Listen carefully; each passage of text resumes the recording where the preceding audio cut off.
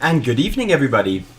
We are now in front of a small screen on the right hand side that hopefully is working, and your sound is going to be coming out without music today. Small disclaimer, I'm starting to comply with the rules of streaming and Twitter, and apparently there's been this year a big change in the amount of attention that streamers have been getting from the legal aspects of the music industry. So there's been now some restrictions on what you can play in the background. So you'll notice that the only thing I've got in the background is sounds of nature. Let's see if that actually makes any effect, if I get any notifications from the legal departments about the fact that I'm not allowed to sound of nature. We'll find out. If it's too loud, just let me know and I'll drop the volume here. Hi Errol. Hi Anu. How are you this evening? Great to see you in this chat. We've got now also multi-streaming going on in Facebook tonight, so there will be some people probably also in the chat in Facebook. And tonight we're going to be talking about the theoretical aspects around flow. So flow is a topic that has been one of the 8 lenses which we've been talking about in conscious communication. Just as a reminder, we have 8 lenses which we look at reality from, and flow is one of those lenses. And so this week and next week we're going to be taking a deeper dive into the topic of flow, how to actually understand flow, how to use it. Flow is something that many people have heard about, particularly if they're gamers or sportsmen, but it's not often known how to apply the basic principles of the psychology of flow. So tonight I'd welcome any questions. Please interrupt me with the questions. Hi Aspen River, just if you have, as you just go along in the chat, I'll pick them up as I see them, and I'll do my best to answer them into the flow here. We are actually in the week where we're going to do a flow experiment on Thursday. So just a little heads up that today is theoretical, but Thursday we're going to demo how this all works in practice. So let's now look at this idea of flow. Flow is something that you've probably heard about many times, and before we go into the whole idea of flow needs to be slightly framed and defined. Of course, people talk about flow. If you start Googling flow, you'll find loads of references. We're talking about flow close to the psychology of happiness. The field of psychology of happiness is actually very recent. Most psychology has been interested in problems, disease and illnesses and solving problems, and the psychology of happiness is a relatively new field of research from the 1950s onwards that's really been picking up. And Mihaly Csikszentmihalyi has been with Fausto Mastimini from Italy and other people who've been working alongside that idea of what is actually happiness. What do you call in a psychological, scientific sense happiness? And that is something that many people have misunderstood and thought that, it's just an abstract concept that you can't measure. Actually, our design team went back to the research that was about 5-6 years ago. We did some literature reviews and looked at the different ways of measuring flow with a simple question, which was, how do you make a flow measure, or how do you understand flow in a way that in everyday situations, at work, in communication, in the bedroom, anywhere that you are, that you can apply the principles of flow? When you start looking at the measures, they're super complex. So let's start with defining what we mean by the actual experience of flow. Flow is defined as a feeling of being totally immersed, meaning being present, energized in focus, being usually in a state of enjoyment, so it's positive, and losing the sense of time and space. So you'll get that in the gaming industry. Gamers get in the flow, sports people get in the flow, but you can get in the flow with coding. You can get in the flow with pretty much anything from washing up to having a conversation. What's less known is that you can actually be in the flow pretty much all the time if you know the tricks of how to do so.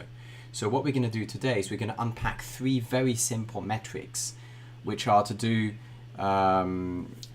with actually challenge level, skill level, and motivation. I'm going to unpack them now on my doodle board so that we can actually talk about them and reflect what they are actually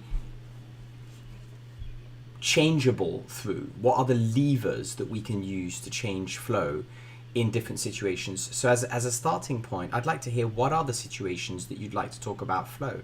I'm going to list a few examples. Flow in the gaming industry, definitely, we can talk about that. We can talk about, if I now put my iPad on, let's see if this is working. We can talk about flow in the idea of the games. That's something that's going to be tangible for some of you. We're going to be able to talk about, let's now see if the screen is blocked. Classic demo effect. As soon as I start, it stops working.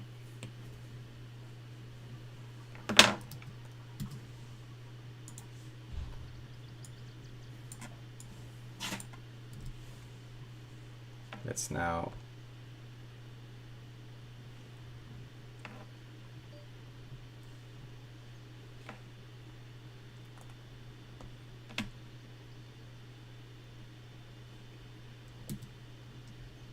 that's it. Now we have it.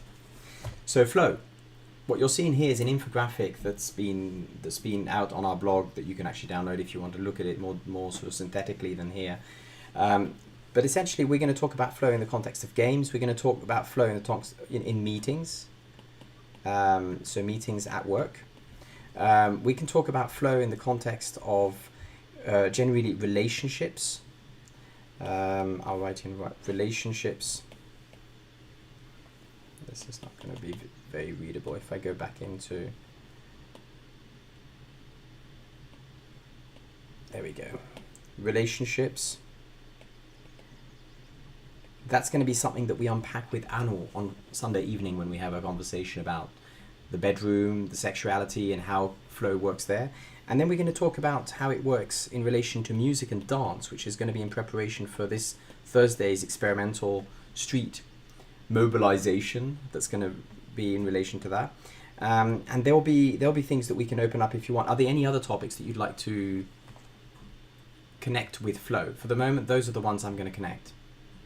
So let's start from the very basics. If I hide this and I go into the basic components of flow, we have flow is a state of energized focus. We know this.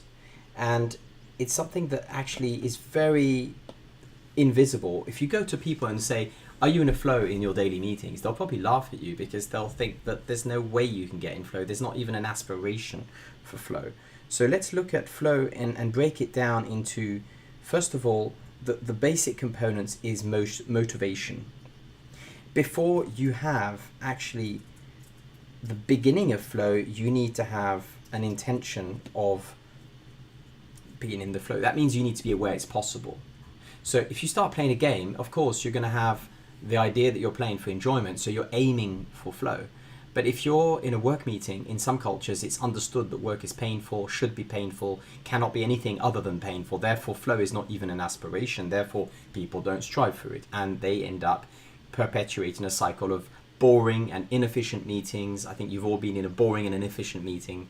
So that's basically what happens with the lack of motivation. So the first question is to be, Anu would say the key takeaway is being responsible for your level of flow starts from actually your motivation, your intent. Why are you actually having a conversation with the person? What's your intention? What are you trying to do?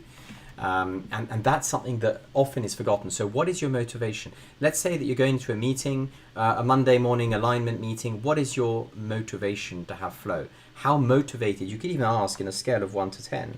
It's an exercise you can do. Pick a situation. The last meeting you had at work, for example, on a scale of 1 to 10, how motivated were you to actually reach flow? That question might seem absurd, but most people don't even think of the possibility. So that's a good awareness piece. It's like a prerequisite for flow.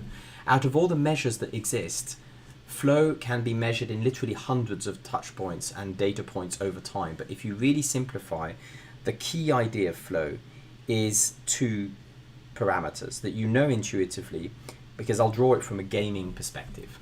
So let's say that you have the battleships. You remember the battleships game where you have a grid, the X and the Y coordinates, right? On one side, you have level of challenge, and on the other side, you have the level of competence. So level of challenge is in a game, the levels. So you have an open game with level 1, level 2, and you rise in levels as you move along the gameplay. That's typically how in games it's done.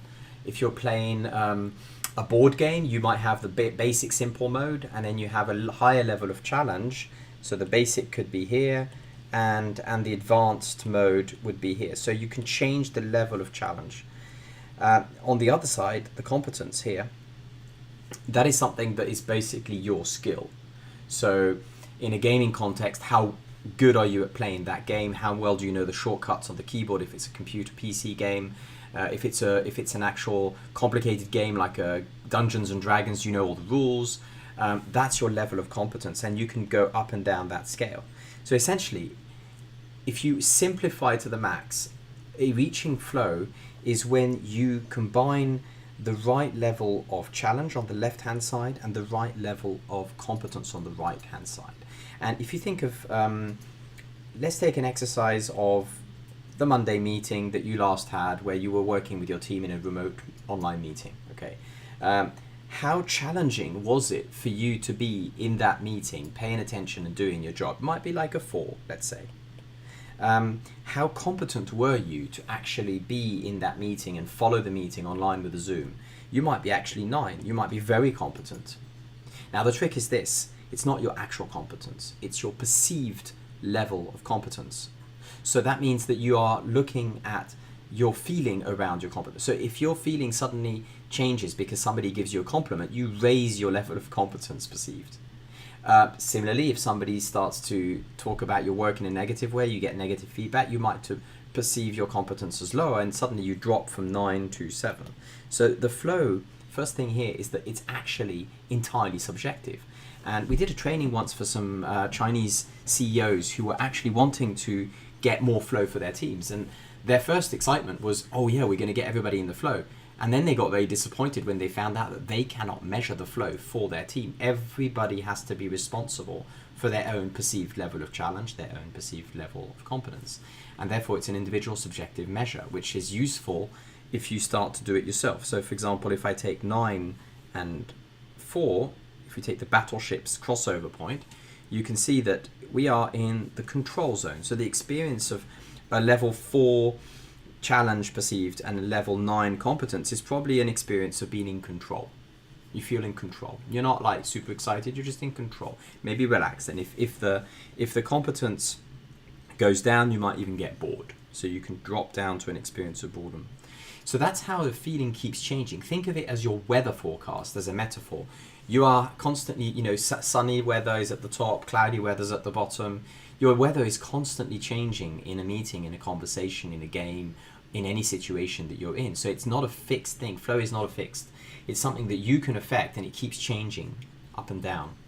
So when you're looking at a game, well, game designers know this off by heart, because that's mostly how games are designed. You design for a particular level of competence, and you might give cheat sheets, or you can leak cheat codes. So you can get a cheat code that gets you to a level 9 competence. Like I used to play SimCity, I was totally shit, and I couldn't get anything. And the minute I got a cheat code, I suddenly became obviously very competent because I had unlimited budget to build my SimCity. So then I went from being in a state of slight, boredom, to when I started to realize that I could actually get all those budgets to get those houses built, I suddenly went closer to flow. So you're balancing motivation, which you can think of as the thing that pushes you upwards towards flow. You need it, it's prerequisite. You're balancing that with challenge, with your level of competence. So it's super simple, really. How does that work when you're actually in a meeting? When you're actually in a meeting with online, for example, how can you change the level of challenge? First thing, what is going on is you're multitasking. You're looking probably at a slide deck and people. You might have multiple people. So raising the level of challenge is starting to focus on more things. So you can change your focus, and suddenly that changes your level of challenge. If you've got a big screen, suddenly you can open 2 screens, one with your slides, one with the people, and you might have a third screen where you're actually collecting notes, harvesting, for example. Suddenly then you've upped the level of challenge. So if you were in a state of slight boredom, suddenly you might get into a flow just by adding a screen on your computer. So that on an online meeting, you can do that with music. I do that a lot. I have headphones on. People often listen to their own music. Listening to an extra, yummy piece of music, as Anil calls it, will raise a little bit the challenge, because I have to focus on the music and the conversation. And that might be enough to just get me into the flow for carrying through the meeting in a nice way. So there's lots of little tips like that we can go through depending on the situation of how you can change your level of challenge. I'd like to invite somebody in the chat to actually do a flow evaluation on a particular situation so that we can unpack questions about flow in practice.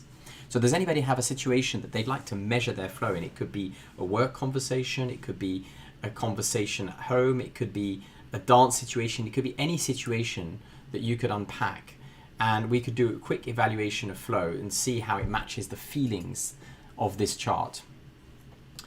In case you're wondering the origin of this is the octant model of flow, which is one of the older models. So it's not the latest model, but it's still relatively robust if you add motivation to it. So it's from 1988, this particular visual model. It's been around the internet a lot. And what we've done is oriented it 45 degrees so that you can actually think of it more like a compass to your feelings in a meeting. The video that you're seeing at the bottom of the screen is something that has the whole walkthrough of an evaluation, and in the context of work, a way of doing that to measure your flow as a team of people if you're running a meeting, for example. So I invite you to have a look at that. Meanwhile, let's take a situation of flow. I'm going to erase this, and we're going to try another situation to see how you can change that experience. Does anybody have a situation that they'd like to measure, or should I just use one of mine?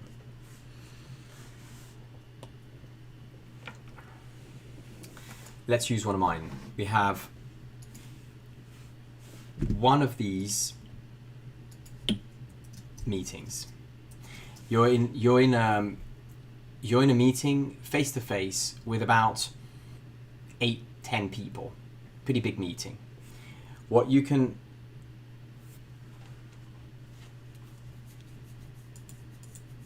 just noticed that Errol would like to have a go at this. Yeah, let's measure yours, Errol. Otherwise, I'll make one up from my previous evaluations. But meeting is one. Errol, what's yours? What would be a situation you'd like to measure flow in?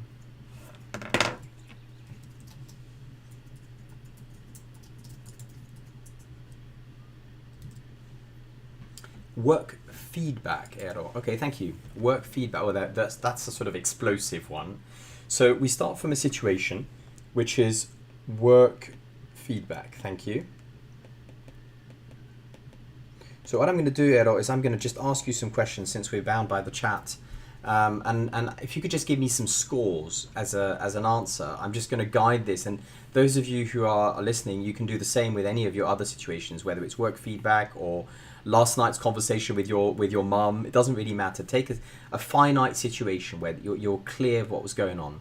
So in that situation of work feedback, Errol, how motivated on a scale of 1 to 10 were you? I'm going to put that score on the side. 7, 8. Okay, so motivation, I'm going to put it at the bottom. Motivation 7, 8. Okay, let's go to that afterwards as a final summary. Secondly, in that feedback situation, Errol, how competent did you feel to, communicate and do your work in that feedback situation? On a scale of 1 to 10, where 10 is I was super competent, like in my, that's the thing I do best, and 1 is like not very competent. What was your perception of competence, Errol? 4 to 5, thank you. So 4 to 5. That's the competence. And now on the challenge, how challenging was this particular work feedback situation? And it was a bit conflictual. So how challenging did it feel for you on a scale of 1 to 10, where 10 was really challenging? And challenge doesn't necessarily mean negative. Challenge just means there was like, yeah, I'm standing on my toes, I'm challenged. 8, thank you. Okay, so let's say 8 is about here. So if we now take this, first of all, you take challenge, which is 8, like in battleships, and then you take 4 or 5, which is just under half here. So the cross point is somewhere between anxiety and arousal. Now, when you look at motivation at the bottom, think of that as the thing that pushes you either upwards towards flow or drags you downwards towards apathy. Apathy is when you're super disengaged. You just don't want to be there. You have to be there. Flow is, as we talked about, this experience of being energized and time stands still. So when you are motivated 7 out of 10, what's quite likely is that if there's that dot that's somewhere between anxiety and arousal, that you were probably, in your experience, oscillating between arousal and anxiety. In the best moments of the meeting, you were kind of like aroused, not necessarily the sexual meaning of aroused. Aroused in this case is more just being super attentive. And anxiety, well, you all know anxiety. So how does that describe anxiety before the session and better in the meeting itself? Thank you, Errol. So in a way that can be that, you start your meeting in anxiety, and as you go through the meeting, you go from there to there, and it's sort of, you gradually move into a state of arousal from anxiety. That could be an experience of a situation. So that's, how accurate was that, Errol, in terms of your feelings? Did you have kind of a feeling of anxiety and arousal, or are we off the mark now if we take the actual feeling of your situation? Yeah. So one thing that's interesting is that when you actually do the scores like this, and then you look at the feeling, and if there's a big gap, which happens, it might be a lack of self-awareness as well. You might, obviously, Errol, you're very self-aware, but if you are not aware of your feelings, and this is where it's interesting, is that you can actually ask yourself that question on a permanent basis. Let's now imagine that you're running a meeting and that your level of challenge is 2. What could you do to actually raise the level of challenge in a meeting without starting to just interfere with the meeting? First thing you can do is that you can start to actually take a more active role. So the thing in a meeting often is that people default to being in a role that's just like participant. So one thing you can do is to start to actually take a harvesting role. So that's the basic level. But if you want to go into a bit more challenge, you start to take a harvesting role, which doesn't matter what speciality you're working on, what expertise you have. But being a harvester means you start to actually collect information for others, like a journalist, documenting. You can also start taking a hosting role to structure the conversation, or facilitation role if you have permission from the others. So that ups the level of challenge. So you can change the role. You can do that. What else can you do in a meeting to change the actual level of challenge? You can change the speed. You've probably all changed cultures in a meeting, seen different languages at play, even on Netflix. The speed and the rhythm of communication is making a huge difference. So rhythm and speed of a meeting and a conversation can change completely the experience of flow. Suddenly the meeting is too slow, the challenge is too low, people are falling asleep, they're bored, they want out. And suddenly you have a different person speaking faster, and suddenly everything's going fine. So the speed of communication and interaction can be really interesting to observe in yourself. Now, again, remember that the premise is that you're responsible for your flow. So if you were to be too much on the left-hand side, what happens is that you are in what we call the stress zone. That's the stress zone.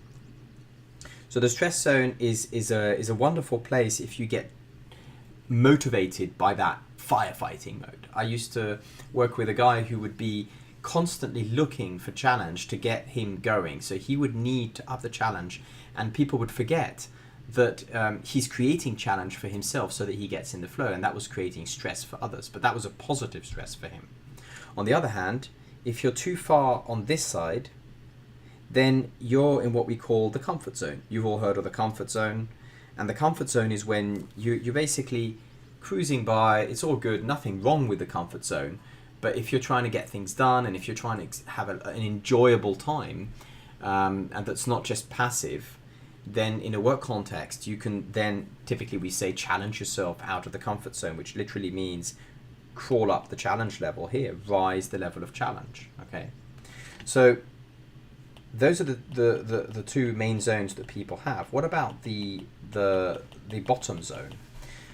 In the bottom quadrant, you have what we call the groan zone or the apathy zone.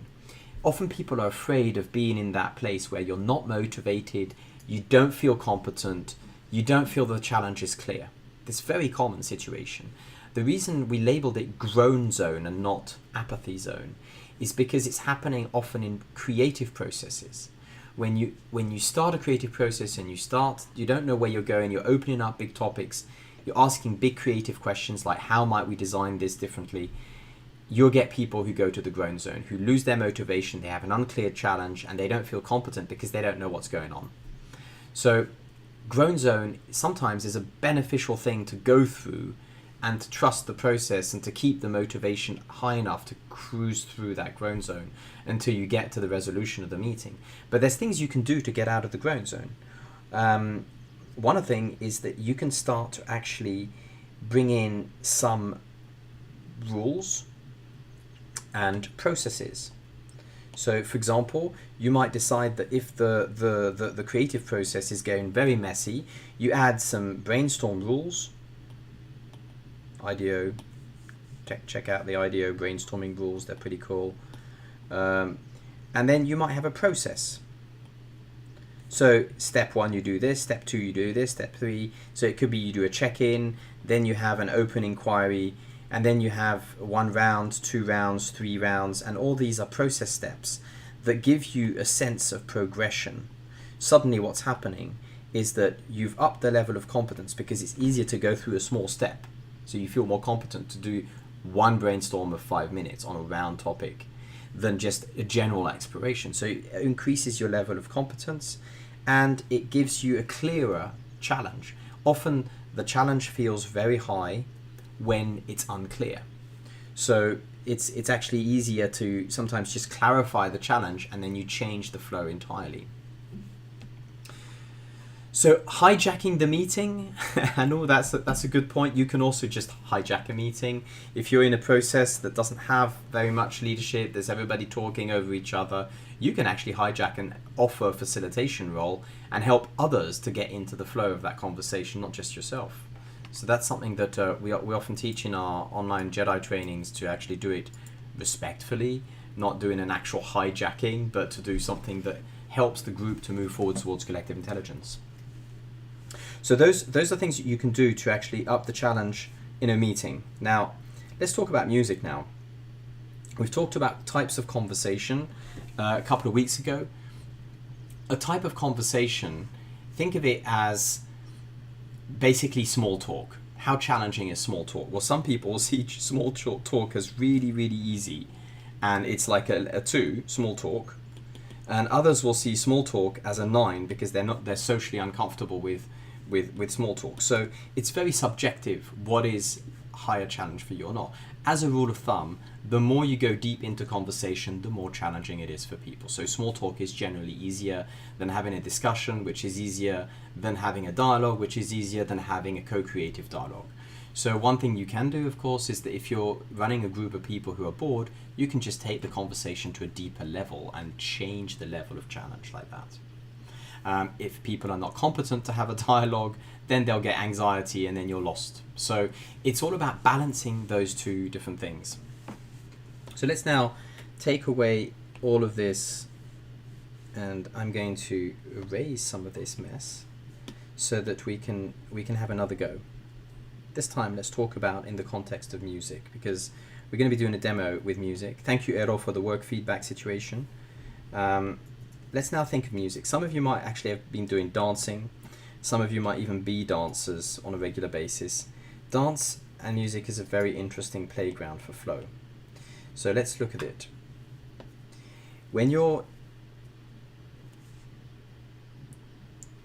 Let's take the situation that we're going to simulate on Thursday. So we're going to basically put music into the stream, and the music is going to change. The first thing that happens is that the genre of the music, the style, is going to naturally have its own speed. In music, it's usually the BPM. It's going to actually have its own rhythm. So, you know, it might be a polyrhythm with like a 3-3-5 and very difficult to follow. It could be very basic, simple rhythm like 1-2-1-2. So that changes the level of challenge. It might also be the volume.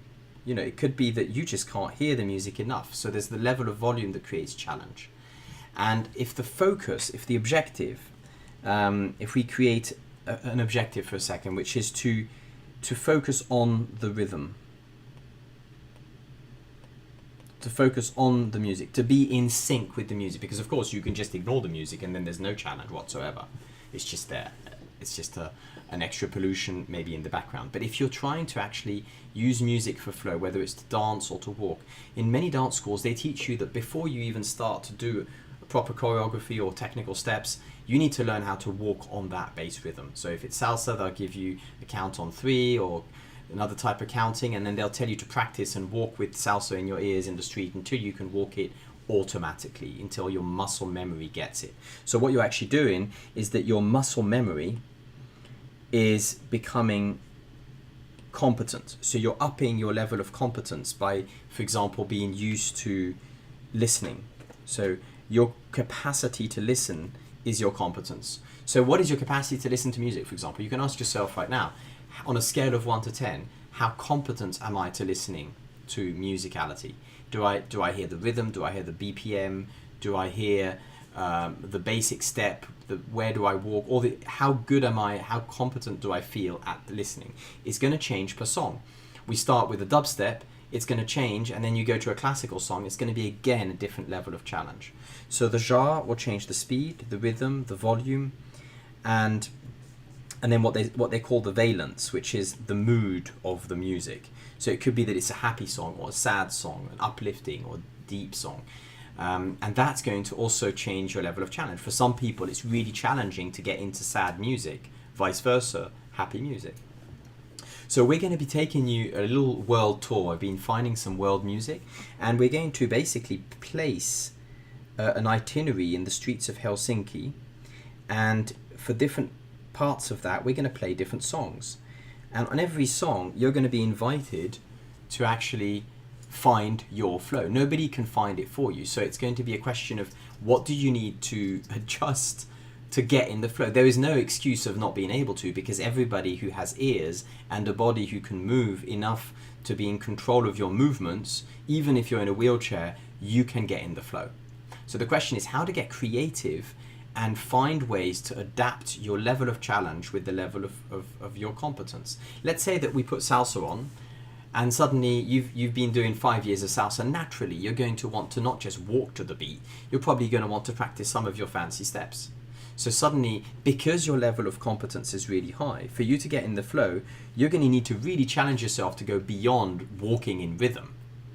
If you put like something like drum and bass, liquid drum and bass, you might find it difficult to walk to the fast tempo, so you might take a double speed. You might listen to the half speed, and so you listen to the beat and you just walk on half the speed of it, and suddenly you've lowered the challenge, and you can just amble by and walk in a very slow pace and still stay on the beat. So you can literally work your way into flow just by changing how you engage, how you move with that particular song. It could be that you decide to just walk or even stand still. What else can you do? You can actually close your eyes and focus within on just upping your level of competence. So you can say, now I don't understand this beat, I don't connect to this music, it's not a song I even like. So you might just close your eyes and focus on your breathing, connecting suddenly to the feeling of the music, and you realize that actually you just needed to slow down. You were going too often in music, when we're focusing on flow, we're going way too fast, faster than the beat. If you look at it, and I'll experiment with some BPMs that go really slow and really fast, you'll see just how your personal rhythm affects a lot of things. And you look at how fast people walk, there's so many different speeds. So yeah, and Martin was talking about running to drum and bass. Yeah, if you're running, that's a really good example. Thank you, Martin. There's like, how do you run? Are you able to find a playlist where you can run and hit the beat as you run? I've been trying to find playlists I'm usually between 145 BPM and 160 depending on the day, and that restricts you to a certain style of music, which is usually reggaeton. So 170 BPM, amazing for run. Well, that's fast. Yeah, you're definitely faster than me, Martin. I'm only on 155. That's as fast as I go when I run. Yeah, I'm really slow. If that's 160 is slow for you. But you see, it's all individual. So what might be bringing flow to me, running, might be absolutely not for somebody else. And that's why it's complicated to get into flow. And that's why you can't make these rules for flow for everybody, because it really is about your individual experience. And one of the key takeaways I'd like you to bring from the theory of flow is that you have to take responsibility for your flow experience. It's not enough to think, oh, I'm not enjoying this, and outsourcing that to somebody else, like a facilitator or a meeting leader or a dance master. It has to be that you look at it actively, like a process. Okay, my motivation, check.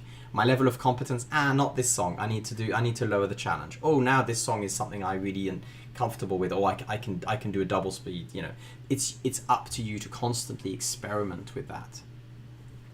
Long legs, short legs. Yes, indeed, Anu. So we have also, Anu was just pointing out that she's very excited because we now, literally Monday, we've launched the merchandising store for Green Elephant. A little bit of promo right there. So we actually are now having some clothes with things that can help us to keep warm, she mentioned, during the dance walking, because it is a little bit insane to go dance walking in the streets of Helsinki on a November evening. I do agree with that. If anybody is thinking that it's insane, it is. But that is precisely why we're doing it. And there are also masks in the store if you want to stay COVID safe. And we are going to be respecting the distances on Thursday, in case anybody's wondering. So yes, there's hoodies in there. There's definitely some hoodies and some other little goodies. Back to flow. Are there any questions that you have about flow? I started to list some things that you can do to raise your competence or raise your challenge in yellow here. Be happy to explore any of those if you're thinking that they're unclear or need opening up. We've talked about the listening skills, often overlooked, bioenergy. Your competence is a factor of how much you've slept and how much you've eaten.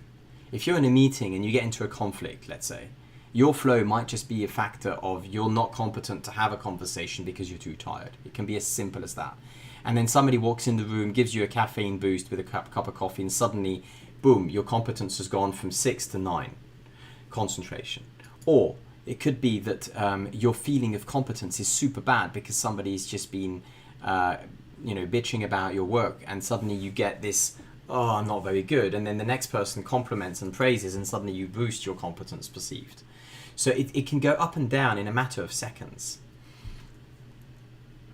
The ego triggers is an invisible one that I wanted to talk about because we've spoken about ego 2 weeks ago.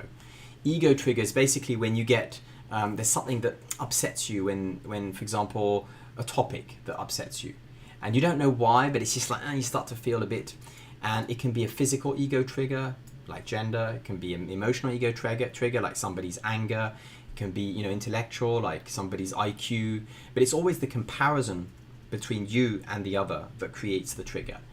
Now, your triggers, let's imagine that I'm trying to find a politically correct example, but I maybe sod this. I'll just go for non-politically correct.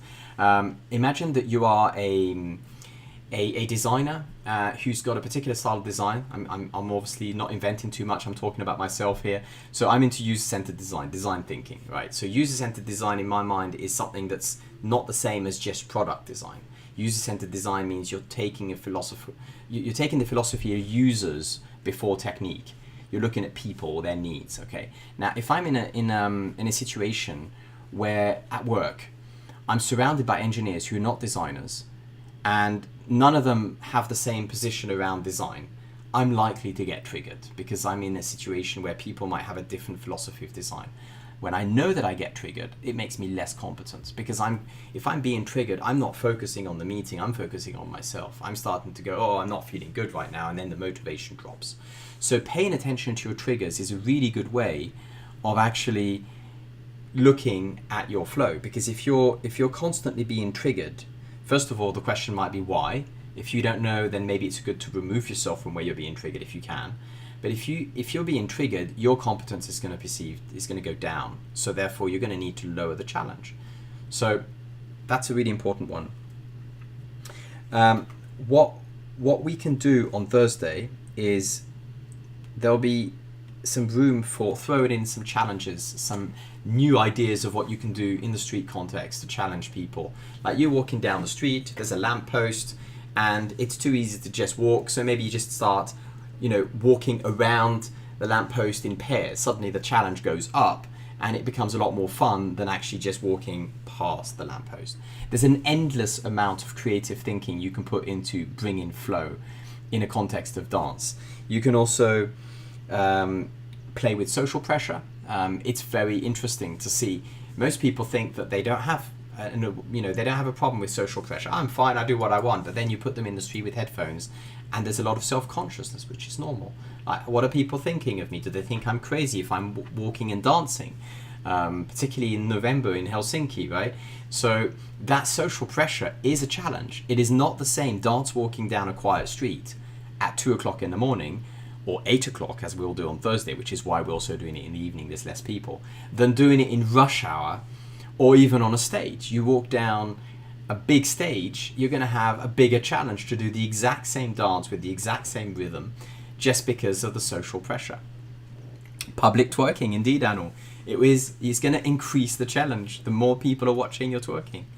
So indeed, you can change that yourself. So how now are you changing your flow? What are examples that you're doing? Because this is not actually alien concept. Flow is something that we all know about intuitively from our daily work. We kind of feel, okay, I'm now a bit bored, I need to do something. But with this system of thinking that I've just drawn for you, and with that vocabulary of talking about left challenge, right competence, motivation that pushes us up, what kind of things, techniques or tips do you have for each other? I'm inviting you in the chat to share some for each other that I might not have mentioned here that help you to balance your own flow. I talked about music. That's one that a lot of people use without realizing that it's a flow trick.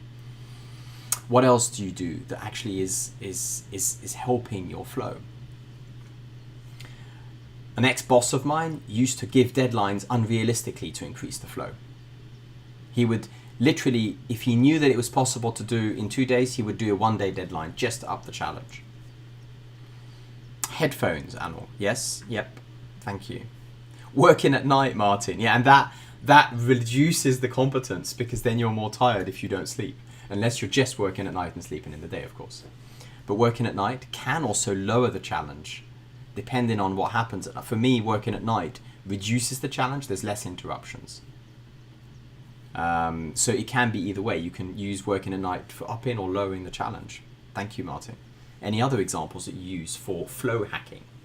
Any coders in the group? Developers? Usually they're pretty good at managing their flow. Otherwise, how on earth do you manage to code for so long? Yeah, less interactions at night reduces the challenge. Level of expressivity is one I put at the top of the list here.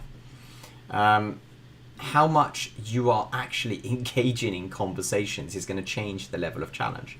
Like if you're able to be fully focused and one person focusing on one job, it's different level of challenge than if you have to, like in an air traffic control situation, handle multiple conversations with multiple moving parts naturally. So that's something that matters. Any other examples that you have? We're going to test them with music. We're going to test them. And rhythm is something that is often underlooked. People miss the idea of rhythm in interactions of people. Think of the rhythm of communication you have with your 10 most key people you spend time with your life in. There's 10 people around you that influence you most. You're the product of those 10 people. So let's say those 10 that you spend the most time communicating with. It could be work, family. Like, what is the rhythm of communication you have with those, and how is it different? You know, that opens up different flow potentials, because with your father, for example, you might be communicating really, really slowly, like one message every 10 days. And another, you might be sending emails 3 times a day. That rhythm is quite different. That change of rhythm, or even adapting to another person's rhythm, can be really, really different experience of flow. Eero, same here, motivation. Yeah. So it's kind of, this is where the chicken and the egg comes, Martin and Eero. Because motivation is the starting point. So if you're not motivated to reach flow, you're not even going to reach it. But on the other hand, flow brings the positive feeling, which is the reward as well. So it's kind of, it can be an uplifting cycle, or it can be a vicious circle, downward spiral. Because if we don't get the positive feedback loop of good feelings, it can drag us down, and we don't want to continue in that negative feeling, so we lose the motivation and it drags us even further down. Vice versa, you can use that knowledge and think, okay, what does it take to motivate me? You can hack your motivation. You know, motivation breaks down. You can have like your will, which can break down in turn into three. How do you hack your motivation? Your level of courage. Am I brave enough to go out of my comfort zone? Your level of energy. You know, have I slept enough, Martin? And then your sort of your level of your actual competence and your perception of that is going to, you could think that is as confidence in a way. Your confidence is going to be also important, because if you're constantly doubting yourself, it's difficult to just motivate yourself to do it because it doesn't feel good. So you can hack your motivation, and it's a good idea to pay attention and be responsible for your own. Otherwise, it can drag you down into that negative spiral. Hypnosis and poker. Yes. Hypnosis and poker. How does that work? So let's take hypnosis. That's an interesting one in terms of flow. This is where I'm going to go into different levels of the brain. When you're in a state of hypnosis, you're actually experiencing life through a deeper, different level of your brain vibrations, and you're typically attaching your experience to the limbic and the deeper parts of your brain. So when you go there, you're more suggestible. Your rational mind starts to fall asleep, and the critical mind also. So when you're there, your level of competence perceived suddenly goes right down, because you're no longer trying to actually do anything. You're usually, when you go into a state of hypnosis, you go into more a state of passivity. So you can actually enter a state of hypnosis through any of the feelings here. It's not that you get into hypnosis when you're in flow or when you're in apathy, but hypnosis is when, usually people often think of hypnosis as this thing that you do on a show where somebody makes you do something you don't want to do. Actually, that's a fallacy. That most of the time you're doing hypnosis things that you actually would agree to do. But what's happening is that you're going a bit like when you watch TV. You're in a state of semi-hypnosis. So you're in a sort of autopilot way. Now, when you're in that autopilot, which is, by the way, a lot of the time what happens in meetings, people often go into this sort of vegetative state of like autopilot, passivity. It's very easy to then fall into the relaxation, the boredom, and gradually fall out of the whole system and go into apathy. Now, if you're in hypnosis and that you're going there for healing, for example, you go to a therapist and they do hypnotherapy with hypnosis, with actual rapid eye movements, for example. That's one of the combinations they use. You can actually get into the flow if they give you a challenge. Notice that if you've been hypnotized, they start to challenge you to follow their focus with their narrative. They might take you on a walk in a forest. They might say, imagine yourself walking through a forest. And then what happens is that your focus is the level of challenge. So what they bring you to focus on is the story of where they're taking you, and the speed of their voice, the pitch of their voice, and how they're doing it, and the way they change their pitch is what's changing your level of experience of flow, basically. So that's how it works, as in my experience of hypnotherapy.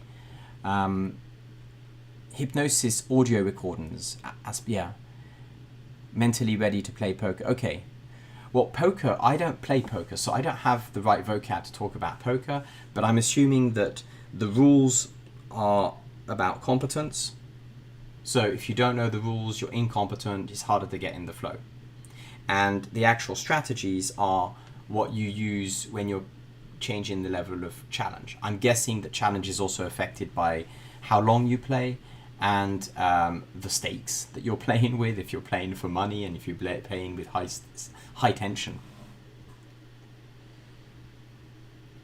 Yeah. So meditation, you can get into a flow by meditating, by focusing on something.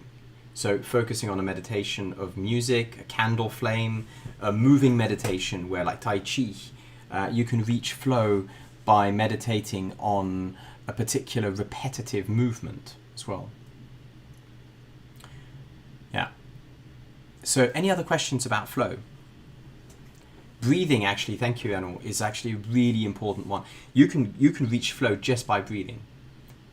The idea was that you challenge yourself, for example, to focus on a cycle of 30 breaths. You can do the Wim Hof fire breathing, or what some people call the DMT breathing. You can just focus on counting those breaths without paying attention to what's going through your mind, just letting your thoughts move by. And you can reach flow just by focusing on the challenge of counting your breaths. It's quite hard. And if you're really relaxed, you're more competent. Meditation, yeah.